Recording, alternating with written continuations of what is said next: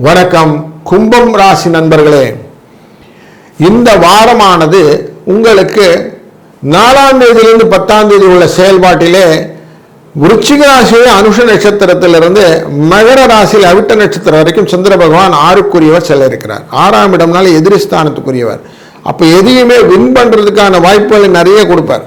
தொழிலிலே வெற்றி, முதன்மை, குருவும் சனியும் பார்க்கறதுனால லாபஸ்தானத்தில் வெற்றி, வியாபாரத்திலே புதிய உத்திகளினால் வெற்றி, சுய தொழில் செய்பவர்களுக்கு முன்னேற்றம், இப்படி நல்ல நிகழ்வுகளை எல்லாம் கொண்டு வந்து சுப செலவுகளை கன்ஃபார்மாக உங்களுக்கு நிறைய கொடுப்பார். அதுலேயும் திருமணம் போன்ற நிகழ்வுகளில் தடங்கள் எல்லாம் நடக்கும்.